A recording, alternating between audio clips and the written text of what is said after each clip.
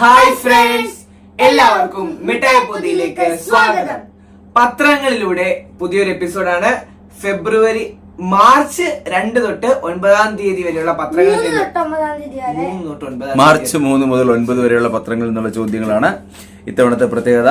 ഇത്തവണത്തെ ക്വിസ് മത്സരം നടക്കുമ്പോൾ അല്ല, പത്രങ്ങളിലൂടെ നടക്കുമ്പോൾ നിബിൻ SSLC പരീക്ഷയുടെ നടുക്ക് നിൽക്കുകയാണ്. അതുകൊണ്ട് തന്നെ ഒട്ടും സമയം കളയാതെ വളരെ കുറച്ച് ചോദ്യങ്ങൾ മാത്രം. ഇത്തവണത്തെ പ്രത്യേകത, നിങ്ങൾക്ക് ഒരൊറ്റ ചോദ്യമേ ഉള്ളൂ. ഒറ്റ ചോദ്യം, ഒറ്റയൊരു ചോദ്യമേ ഉള്ളൂ. ആ ടാബ് എടുത്ത് നോക്കിക്കഴിഞ്ഞാൽ അതിൽ ഒരു പിക്ചർ വന്നിട്ടുണ്ട്. അത് മാത്രമേ ഉള്ളൂ. അതൊന്ന് ക്യാമറയിൽ കാണിച്ചേക്കണേ.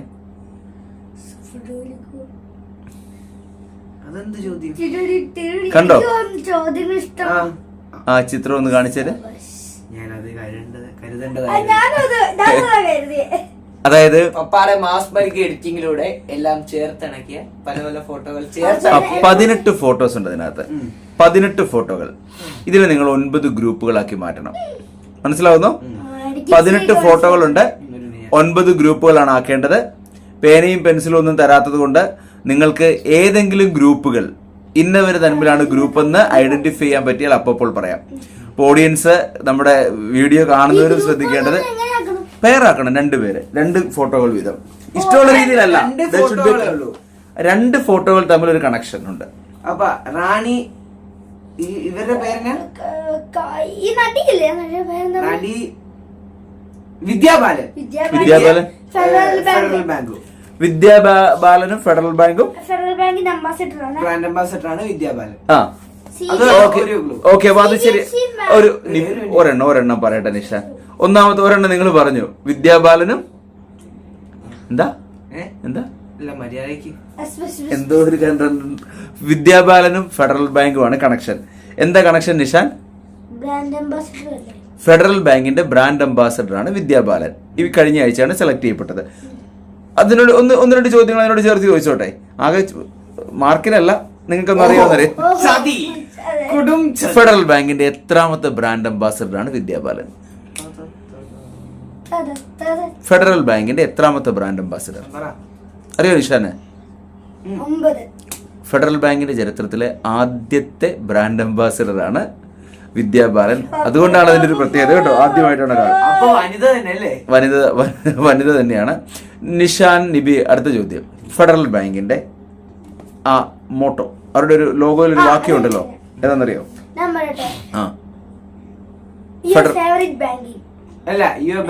Your perfect banking partner. Your perfect banking partner ആണ്. ഏതാ? യുവർ പെർഫെക്റ്റ് ബാങ്കിങ് പാർട്ട്ണർ ആണ് ഫെഡറൽ ബാങ്കിന്റെ ആപ്തവാക്യം. ഒറ്റ ചോദ്യം കൂടെ. ഫെഡറൽ ബാങ്കിന്റെ ഹെഡ് ക്വാർട്ടേഴ്സ് കേരളത്തിലാണ്. എവിടെയാണ്? എവിടെ?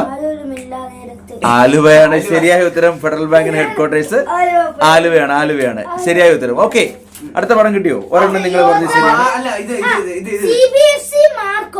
അതെന്താ? സെൻട്രൽ ബോർഡ് ഓഫ് ഫിലിമിംഗ് സർട്ടിഫിക്കറ്റിൽ നിന്ന് ഈ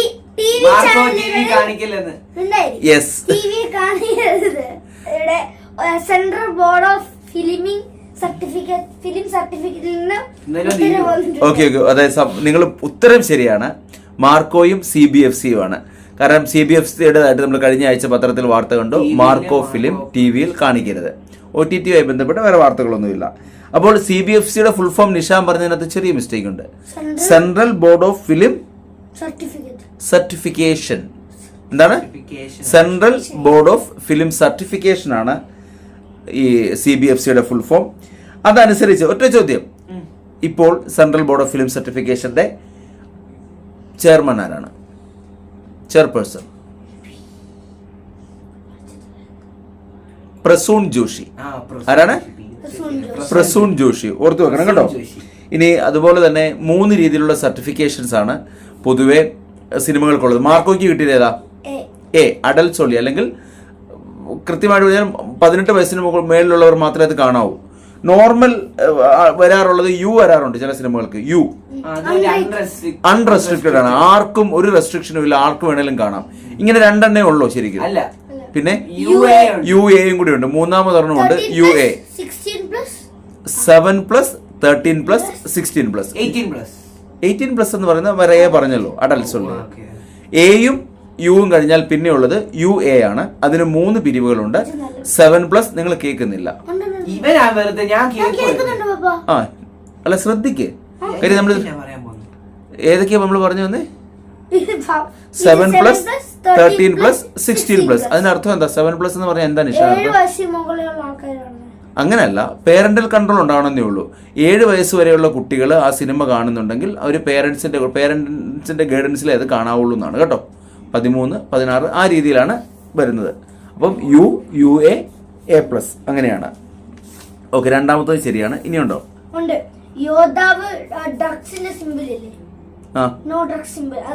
യെസ്, അതിനകത്ത് അല്ലു അർജുന്റെ യോദ്ധാവ് സിനിമയുടെ പോസ്റ്റർ ഉണ്ട്. അതിന്റെ കൂടെ തന്നെ സംഭവം എന്താ? യോദ്ധാവ് പോലീസായി ഡ്രഗ്സ് അത് നമുക്കറിയാം. ഇപ്പം നിങ്ങൾ കാണുന്നുണ്ടല്ലോ പത്രത്തിൽ എന്നും ഏറ്റവും കൂടുതൽ എല്ലാ ദിവസവും വാർത്തകൾ കാണുന്നത് ലഹരിയുമായി ബന്ധപ്പെട്ടാണ്. ഒരു കാര്യം നിങ്ങളത് പറയുമ്പോൾ ഒരു കാര്യം ശ്രദ്ധിക്കേണ്ടത്, 1 മിനിറ്റ് നിഷാനം ഒന്ന് ശ്രദ്ധിക്കാൻ. നമ്മളിപ്പോൾ കണ്ടു കഴിഞ്ഞാൽ പലപ്പോഴും നമ്മൾ വീട്ടിലും പത്രമൊക്കെ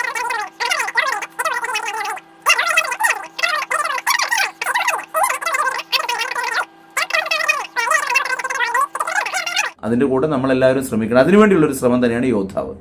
യോദ്ധാവ് എന്ന് പറയാൻ മുഴുവൻ ആളുകളും ആർക്കും എപ്പോൾ വേണമെങ്കിലും ലഹരിയുമൊക്കെയായി ബന്ധപ്പെട്ട് എന്ത് വിവരം കിട്ടിയാലും അത് പോലീസിനെ അറിയിക്കണം. അതിന് നമ്പറുണ്ട്.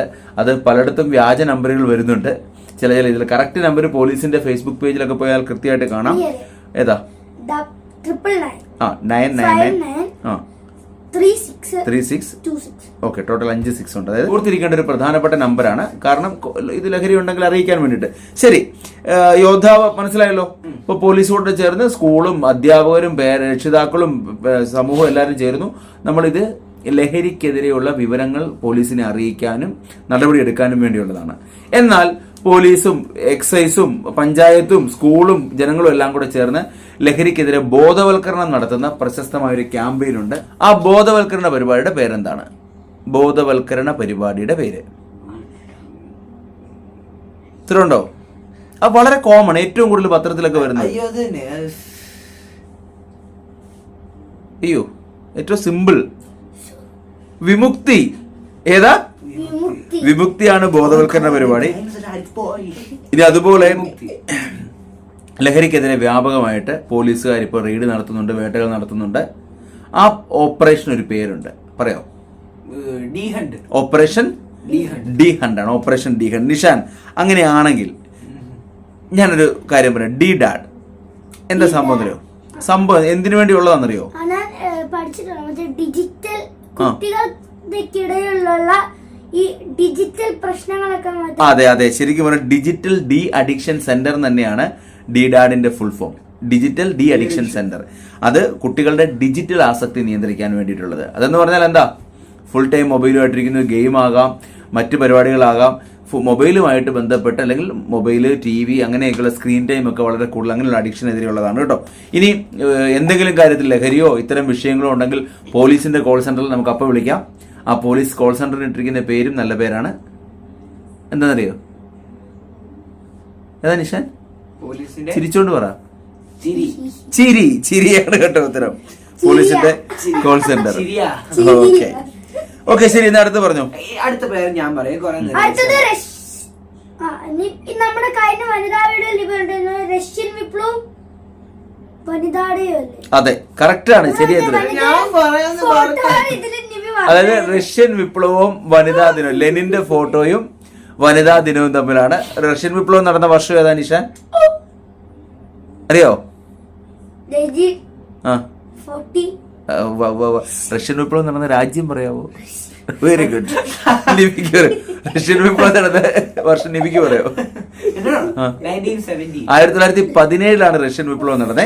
റഷ്യൻ വിപ്ലവത്തിന്റെ ഭാഗമായിട്ട് വനിതകള് അവരുടെ അവകാശങ്ങൾക്ക് വേണ്ടി നടത്തിയ ഒരു റാലി മാർച്ച് 8 നടന്നു. അതുകൊണ്ടാണ് മാർച്ച് 8 എന്നുള്ള ഡേറ്റ് തീരുമാനിച്ചത്. അത് പക്ഷെ തീരുമാനിച്ചത് ഐക്യരാഷ്ട്ര സംഘടന തന്നെയാണ്. ഏത് വർഷമാണ് ഐക്യരാഷ്ട്ര സംഘടന മാർച്ച് 8 വനിതാ ദിനമായിട്ട് ആചരിക്കാമെന്ന് തീരുമാനിച്ചത്? ഏത് വർഷം? 1975 ആണ്. 1975. ഏത് വർഷം മുതലാണ് പക്ഷേ ഐക്യരാഷ്ട്ര 1977 2 വർഷം കഴിഞ്ഞ് 77 മുതലാണ് മാർച്ച് 8 വനിതാ ദിനമായിട്ട് ആചരിച്ചു തുടങ്ങിയത്. ഒറ്റ ചോദ്യം കൂടി, നിഷാൻ, നിബി, ഇത്തവണത്തെ വനിതാ ദിനത്തിന്റെ സന്ദേശം എന്താന്ന് പറയാം? വനിതാ ദിനത്തിന് സ്പെഷ്യൽ വീഡിയോ ചെയ്തവരാണേ. എല്ലാ സ്ത്രീകൾക്കും പെൺകുട്ടികൾക്കും അവകാശങ്ങൾ, സമത്വം, ശാക്തീകരണം, എംപവർമെന്റ്, ശാക്തീകരണം. എല്ലാ സ്ത്രീകൾക്കും പെൺകുട്ടികൾക്കും അവകാശങ്ങൾ, സമത്വം, ഓക്കെ, റൈറ്റ്. ശരിയായ ഉത്തരമാണ്. അടുത്ത് പറഞ്ഞു. Steve Smith, Achanta Sharath Kamal. എന്താ കാര്യം എന്ന് പറയാം? രണ്ടുപേരും സ്പോർട്സിൽ നിന്ന് അവരുടെ ആ മേഖലയിൽ നിന്ന് റിട്ടയർ ചെയ്തു. സ്റ്റീവ് സ്മിത്ത് ചാമ്പ്യൻസ് ലീഗ് മത്സരത്തിൽ, ചാമ്പ്യൻസ് ട്രോഫിയിൽ സെമിയിൽ ഓസ്ട്രേലിയ ഔട്ടായപ്പോൾ പ്രഖ്യാപിച്ചു. നിഷാൻ ഒരു ഉത്തരം പറഞ്ഞു കഴിയാനുള്ള അവസരം തരുമെങ്കിൽ ഉപകാരമായിരുന്നു. ഓക്കെ, എന്തായിരുന്നു പറഞ്ഞത്? ചാമ്പ്യൻസ് ട്രോഫിയിൽ നിന്ന് ഓസ്ട്രേലിയ ഔട്ടായപ്പോൾ നിഷാനെ നിബി ദേഷ്യപ്പെടാ. ചാമ്പ്യൻസ് ട്രോഫിയില് ഔട്ടായപ്പോ തന്നെ ഏകദിനത്തിൽ നിന്ന് റിട്ടയർമെന്റ് പ്രഖ്യാപിച്ചു. ഒന്ന് Achanta Sharath Kamal table tennis. India കണ്ടിട്ടുള്ള ഇതിഹാസ ടേബിൾ ടെന്നീസ് താരമാണ്. ഇത്തവണത്തെ ഏറ്റവും അവസാനം നടന്ന ഒളിമ്പിക്സിൽ ഇന്ത്യയുടെ പതാക, പാരീസ് ഒളിമ്പിക്സിൽ ഇന്ത്യയുടെ പതാക പിടിച്ചയാളാണ്. അദ്ദേഹവും വിരമിച്ചു. അപ്പൊ രണ്ടുപേരും വിരമിക്കലായിരുന്നു. Very good. ചാമ്പ്യൻസ് ട്രോഫിയുമായി ബന്ധപ്പെട്ട് ഫൈനലിനെ കുറിച്ച് ഞാൻ ചോദിക്കാത്തത്, അതിന്റെ വാർത്ത വന്നത് നമ്മൾ ഈ പറഞ്ഞ ഡേറ്റിന് അടുത്ത ആഴ്ചത്തെ ഇതിലേ വരുള്ളൂ. നിഷാൻ, ഇതിനിടയ്ക്ക് നിഷാൻ പറഞ്ഞാൽ മതി. ഒരു ഇന്ത്യൻ ഫുട്ബോൾ താരം വിരമിച്ചിട്ട് 40ാമത്തെ വയസ്സിൽ, സുനിൽ ഛേത്രി, വിരമിച്ചതാണ്. അദ്ദേഹം 1 വർഷം കഴിഞ്ഞപ്പോൾ തിരിച്ചു വരുന്നു. ഇന്ത്യൻ ടീം ഞങ്ങൾ കഴിഞ്ഞ ദിവസം പറഞ്ഞായിരുന്നു. ഇതിനകത്ത് വേറൊരു കാര്യമുണ്ട്. പക്ഷേ നമ്മുടെ ഫുട്ബോളിന്റെ ഒരു ഗതികേടും കൂടെ ആലോചിക്കണം. 40ാം വയസ്സിൽ ആ മനുഷ്യൻ പോയിട്ട് തിരിച്ചു വരുമ്പോൾ വീണ്ടും അദ്ദേഹത്തെ എടുത്ത് ഇന്ത്യൻ ടീമിൽ എടുക്കേണ്ടി വരുക. കാരണം കളിക്കാൻ വേറെ മര്യാദയ്ക്കുള്ള ആൾക്കാരില്ല. ഓക്കെ, ഒരൊറ്റ കാര്യം ചോദിച്ചോട്ടെ. ഒളിമ്പിക്സ് ഇപ്പൊ നമ്മൾ കഴിഞ്ഞ ഓസ്കാർ ഒക്കെ പ്രഖ്യാപിച്ചല്ലോ എന്ന് പറയുമ്പോൾ സ്പോർട്സിലെ ഓസ്കാർ എന്നറിയപ്പെടുന്ന ഒരു അവാർഡുണ്ട്. സ്പോർട്സിലെ ഏറ്റവും വലിയ അവാർഡ് എന്ന് പറയുന്നത് ലോറേസ് പുരസ്കാരമാണ്. ആ ലോറേസ് പുരസ്കാരത്തിന് ഇത്തവണ ഒരു ഇന്ത്യൻ ക്രിക്കറ്റ് താരത്തിന് ശുപാർശ കിട്ടിയിട്ടുണ്ട്. ഋഷഭ് പന്ത്. അതായത് നിങ്ങൾ മനസ്സിലാക്കണം, ഓസ്കാർ എന്ന് പറയാൻ കാര്യം ഋഷഭ് പന്ത് ലോറേസ് പുരസ്കാരം ഏറ്റവും മികച്ച താരം എന്നുള്ളതിന് 1-2 പേർക്കാണ് കിട്ടുന്നത്, ഒരു വനിതയ്ക്കും പുരുഷനും. അതിലേക്ക് നമ്മുടെ ഒരു താരങ്ങൾ അടുത്ത് പോലും വരത്തില്ല. ഓസ്കാർ എന്ന് വിളിക്കാൻ കാര്യം ലോറേസ് പുരസ്കാരത്തിൽ തന്നെ പല വിഭാഗങ്ങളുണ്ട്. ഋഷഭ പന്തിനെ വിളിക്കുന്നത് ഇത്തവണത്തെ ഈ വർഷത്തെ ബെസ്റ്റ് കംബാക്ക്. എന്തുകൊണ്ടാ? പുള്ളി ഒരു വാഹനാപകടമൊക്കെ പറ്റി അത് ഞാൻ തിരിച്ചു വന്നിട്ട് നന്നായിട്ട് പെർഫോം ചെയ്യുന്നു. സച്ചിൻ നേരത്തെ ഇതുപോലെ നോമിനേഷൻ കിട്ടി, പുരസ്കാരം കിട്ടിയിട്ടുണ്ട്. ലോറേസ് പുരസ്കാരം കിട്ടുക എന്ന് പറഞ്ഞാൽ മികച്ച താരത്തിനുള്ളതല്ല, ആ വർഷത്തെ ബെസ്റ്റ് സ്പോർട്സ് മൊമെന്റ്, അദ്ദേഹത്തിന്റെ കളിയിലെ ഒരു പ്രകടനത്തിന്റെ അടിസ്ഥാനത്തിൽ അങ്ങനെയൊക്കെ അവാർഡുകളുണ്ട്. ഈ ഓസ്കാറിന് പല അവാർഡുകളില്ലേ? യെസ്, അതുപോലെയാണ് കേട്ടോ. മികച്ച അതിനെ കുറിച്ച് കണ്ടോ, കണക്ട് കണ്ടോ, നെതർലാൻഡും ആ നടന്റെ പേര് അത് എനിക്കൊന്ന് ഇത്തവണത്തെ ഓസ്കാർ ഇതില് അല്ലല്ല ഡയറക്ടർ അല്ല, മറ്റേ അവതാരകൻ. ശരിയായ ഒരു ഒബ്രേ അല്ലേ? Yes, Konan O'Brien. നിങ്ങൾ പറഞ്ഞു നോ അതർലാൻഡ് ഇത്തവണ ഓസ്കാർ കിട്ടിയ ഡോക്യുമെന്ററി. അതിനൊരു പ്രത്യേകത ഉണ്ട് നിഷാൻ. കാരണം അത് ഫലസ്തീന്റെയും ഇസ്രയേലിന്റെയും കൂടെ സംയുക്ത പ്രൊഡക്ഷനാണ്. അതായത് ഫലസ്തീൻ ഇസ്രയേൽ യുദ്ധവും മറ്റു കാര്യങ്ങളും നടക്കുന്നതിനിടയ്ക്ക് അവിടുത്തെ 2 കലാകാരന്മാർ ചേർന്ന് ഒരു ഗാസയിലെ ഇഷ്യൂസും ഫലസ്തീൻ ഇഷ്യൂസും ഒക്കെ നോ അതർലാൻഡ് എന്നൊരു ഡോക്യുമെന്ററി ഉണ്ടാക്കി അതിന് ഓസ്കാറും കിട്ടി. അതാണ് പ്രത്യേകത. കോനൻ ഒബ്രിയൻ അവതാരകന്റെ പടമാണ് കേട്ടോ. അദ്ദേഹം പുള്ളിയുടെ ഷോയിലൊക്കെ ഈ സെലിബ്രിറ്റീസ് വന്ന ശേഷമുള്ള ഓരോ മൂമെന്റ്സ് ഒക്കെ ഉണ്ട്, അതൊക്കെ ഞാൻ കാണാറുണ്ട്. കോനൻ ഒബ്രിയന്റെ ഓക്കെ, നല്ല ഷോ ആണ്, എല്ലാവരും കാണുക. അതിനേക്കാൾ ഉപരി അദ്ദേഹം ഹിന്ദി സംസാരിച്ചായിരുന്നു കേട്ടോ. നമസ്കാരം പറഞ്ഞ് കുറച്ച് 2 ഹിന്ദി വാക്കുകളൊക്കെ സംസാരിച്ചിരുന്നു. കാരണം ഓഡിയൻസ് എന്ന് പറഞ്ഞാൽ ലോകത്തെ ഏറ്റവും ജനസംഖ്യ കൂടിയ രാജ്യം നമ്മളാണല്ലോ. അപ്പം ഇതോടെ നമുക്ക് ഓസ്കാർ ഒന്നും ഇല്ലെങ്കിലും ഇതോടത്തെ ഓസ്കാറിൽ ഒരു ഏറ്റവും കൃത്യമായിട്ട് ഏറ്റവും നേട്ടങ്ങൾ ഉണ്ടാക്കിയ സിനിമയുടെ പേര് അനോറ. C5-ലുണ്ട് കേട്ടോ, വേണമെങ്കിൽ കാണാം. SSLCക്ക് ശേഷം കണ്ടാൽ മതി. അനോറ ആണ്. അനോറ എന്ന സിനിമയിലെ അനോറ എന്ന വേഷം കൈകാര്യം ചെയ്ത നടിയാണ് മികച്ച നടിയായിട്ട് മാറിയത്. പേര് പറയാവോ? മൈക്കി മാഡിസൺ ആണ്. സംവിധാനം ചെയ്ത ആള് തന്നെയാണ് അതിന്റെ തിരക്കഥ. അദ്ദേഹം തന്നെയാണ് എഡിറ്റ് ചെയ്തത്. 3 അവാർഡ് കിട്ടി. ഷീൻ ബേക്കർ എന്ന് വിളിക്കുന്ന അദ്ദേഹം. മികച്ച നടൻ ആരായിരുന്നു ഓസ്കാറിൽ? Adrien Brody. ദ ബ്രൂട്ടലിസ്റ്റ് എന്ന സിനിമയിലെ കിഡിലൻ പെർഫോമൻസിന് എഡ്രിയാൻ ബ്രോഡിക്കാണ്. നിഷാൻ തകർന്നു. SSLC പരീക്ഷ ആയിട്ട് പോലും ഇതൊക്കെ നമ്മള്. എങ്കിൽ അടുത്ത ക്വസ്റ്റ്യൻ, അടുത്ത നിഷാൻ പറയണം. ഈ ഏഴരപ്പൊന്നാനിയും അടിയിലൊരു കുമ്പും സമ്പൂർണ്ണം അങ്ങനെ എന്താ പ്രത്യേകത? എന്താ പറഞ്ഞു? ഏഴരപ്പൊന്നാന എവിടത്തെയാ? നമ്മുടെ തൊട്ടടുത്ത് ഏറ്റുമാനൂര് അല്ലെ, നമ്മുടെ വീടിനടുത്താണ് ഏറ്റുമാനൂര്. ഏറ്റുമാനൂർ മഹാദേവ ക്ഷേത്രത്തിലെ കുംഭമാസത്തിലെ എഴുന്നള്ളിപ്പിൽ കുഞ്ഞാന എന്താണെന്നറിയോ ശരിക്കും കൺസെപ്റ്റ്? അതായത് 7 ആന, അഷ്ടദിഗജങ്ങൾ എന്ന് പറയുന്ന രീതിയിലുള്ള 8 ആനകളാണുള്ളത്. അതിൽ വാമനനുണ്ട്, ഐരാവതം ഒക്കെ ഉൾപ്പെടെയാണ്. അതിലൊരെണ്ണം വാമനൻ, അതായത് കൺസെപ്റ്റാണ് നിഷാനെ. ആ വാമനൻ ചെറുതല്ലേ, അതുകൊണ്ടാണ് ആ ഒരു ആന ചെറുത്. എന്തായിക്കോട്ടെ, 7.5 പൊന്നാന കേട്ടോ. 7.5 പൊന്നാന കുംഭമാസത്തിലാണ് കുംഭം വെച്ചിരിക്കുന്നത്. അതുകൊണ്ടാണ് കുംഭമാസത്തിലാണ് 7.5 പൊന്നാന. അതല്ല, അത് വേറെ കുംഭം എഴുതാൻ നോക്കിയിട്ട് എല്ലാം കുംഭമാസത്തിലെ നാളിന്റെ ഫലമാണ് പറയുന്നത്. അതിന്റെ ആ ഫോട്ടോയെ കിട്ടിയുള്ളൂ, അതുകൊണ്ട് ഞാൻ പകുതി മറച്ചതാ. ഈ കുംഭമാസത്തിൽ തന്നെ കുംഭഭരണി, നമ്മുടെ അടുത്തുള്ള ജില്ലയിലെ ഒരു ക്ഷേത്രത്തിലെ പ്രധാനപ്പെട്ട ഉത്സവ ആഘോഷമാണ് കുംഭഭരണി. ഏത് ക്ഷേത്രം? പഴയ നസീറിന്റെ ഒരു ഫേവററ്റ് പാട്ടുണ്ട്. പിന്നീട് ചോട്ടാ മുംബൈക്കകത്ത് മോഹൻലാലിനെ ഇൻട്രോ ചെയ്യുമ്പോൾ ഉള്ള പാട്ട് ഏതാ?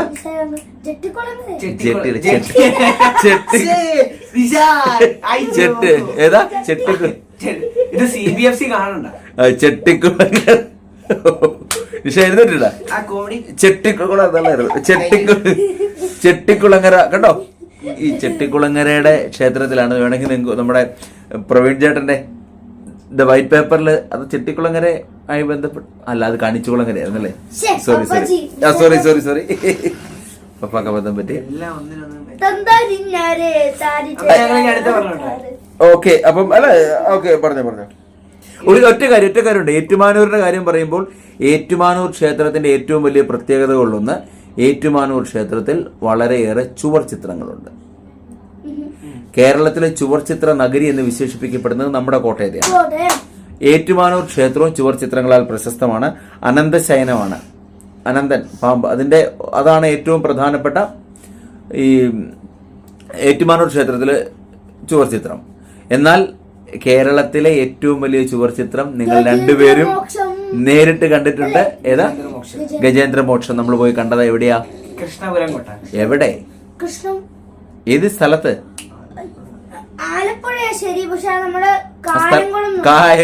കായംകുളത്ത് കൃഷ്ണപുരം കൊട്ടാരം. ശരി, അതെ, കഴിഞ്ഞ വർഷത്തെ തലേ ഇത്തോണ്ടത്തെയല്ല കഴിഞ്ഞ. ഈ 7.5 പൊന്നാനയെ കുറിച്ച് ഓർക്കുമ്പോൾ സ്വർണ്ണമാണ്, മൊത്തം സ്വർണ്ണത്തിലല്ല, നല്ല ഒന്നാം തരം പ്ലാവിൻതടിയിലാണ് ആനകളെ നിർമ്മിച്ചിരിക്കുന്നത്. സ്വർണ്ണത്തകിട്, സ്വർണം പൂശിയിരിക്കുന്നത്. ഓക്കെ, അടുത്ത ക്വസ്റ്റ്യൻ പറഞ്ഞു. ഇത് നോമ്പ് തുറക്കുന്നത് ലൂണാർ കാലണ്ടർ. യെസ്, ചാന്ദ്രമാസം അനുസരിച്ചാണ് നോമ്പ് തുറക്കുന്നത്. ഏത് മാസമോ ഏത് വർഷമോ? വർഷം മീൻസ് ഇറാഖി പറഞ്ഞ പേരെന്താ? ഏത് വർഷം? ഹിജ്റ വർഷമാണ്. ഏത് വർഷം ഹിജ്റ വർഷം തുടങ്ങിയെന്നറിയോ? അതായത് ഇപ്പൊ റംസാൻ മാസം നടക്കുകയാണ്, അതുകൊണ്ടാണ് ആ ചോദ്യം വെച്ചിരിക്കുന്നത്. റംസാൻ വ്രതം റംസാൻ എന്നുള്ളതൊരു മാസമാണ്, അത് ചാന്ദ്രമാസമാണ്. ഹിജ്റ കലണ്ടറാണ്, ലൂണാർ കലണ്ടർ. അത് AD 622 തുടങ്ങിയത്. ഒറ്റ ചോദ്യം കൂടെ, ഹിജ്റ വർഷപ്രകാരമുള്ള ആദ്യത്തെ മാസം മുഹറമാണ്. അവസാനത്തെ നിഷാൻ പറയോ? മുഹറം ആദ്യത്തെ മാസം. നിബിക്ക് പറയോ? ദുൽഹജ്ജ്. ഏതാണ്? ദുൽഹജ്ജ്.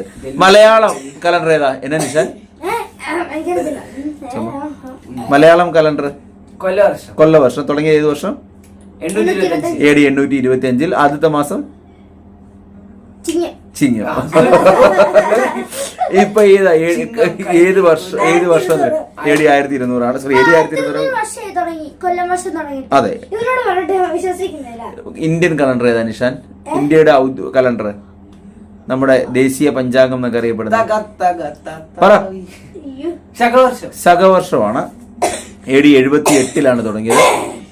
എന്തോ നിഷാന്റെ ടൂർ ക്യാൻസൽ ആക്കണോ?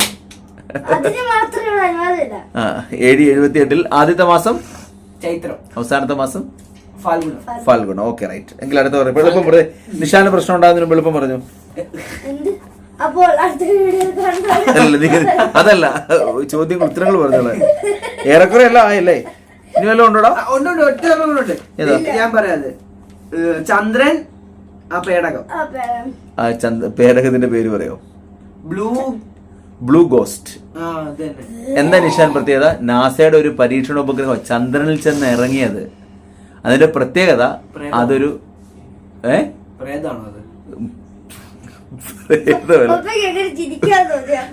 അതിലെ ബ്ലൂ ഗോസ്റ്റ് കൊണ്ട് ഉദ്ദേശിക്കുന്നത് അത് ഒരു സ്വകാര്യ ഉപഗ്രഹമാണ് എന്ന് പറഞ്ഞാൽ ഇലോൺ മസ്കിന്റെ ടെസ്ലയൊക്കെ പോലെ ഒരു സ്വകാര്യ കമ്പനിയുടെ, ഇലോൺ മസ്കിന്റെ ഒക്കെ പോലെ സ്വകാര്യ അമേരിക്കയിലെ ഫയർഫ്ലൈ എയറോസ്പേസ് എന്ന് പറയുന്ന സ്വകാര്യ കമ്പനിയുടേതാണ് കേട്ടോ ഇത്. ഫയർഫ്ലൈ എയറോസ്പേസ് അവരുടേതാണ്. ഏത് വാഹനമാണ് ഈ ബ്ലൂ ഗോസ്റ്റിനെ ചന്ദ്രനിൽ എത്തിച്ചത്? ഫാൽക്കൺ 9. എന്താ? ഓക്കെ. അപ്പം ഇത് രണ്ടാമത്തെ ചന്ദ്രനിൽ സുരക്ഷിതമായിട്ട് ഇറങ്ങുന്ന രണ്ടാമത്തെ സ്വകാര്യ വാഹനമാണ് ഈ ബ്ലൂ ഗോസ്റ്റ്. ഒന്നാമത്തെ ഒഡീസിയസ് എന്ന പേര് കഴിഞ്ഞ വർഷമായിരുന്നു, 2024 കേട്ടോ. ഓക്കെ. ഇപ്പൊ എന്നോട് ഒറ്റ ചോദ്യം കൂടെ. നാസ മനുഷ്യനെ വീണ്ടും ചന്ദ്രനിൽ എത്തിക്കാൻ ഒരു നടത്തുന്നുണ്ട്. ഏതാ? ആർട്ടിമിസ് ആണ്. നിഷാൻ ഇങ്ങനത്തെ ചോദ്യമൊക്കെ വരുമ്പോ തലേ.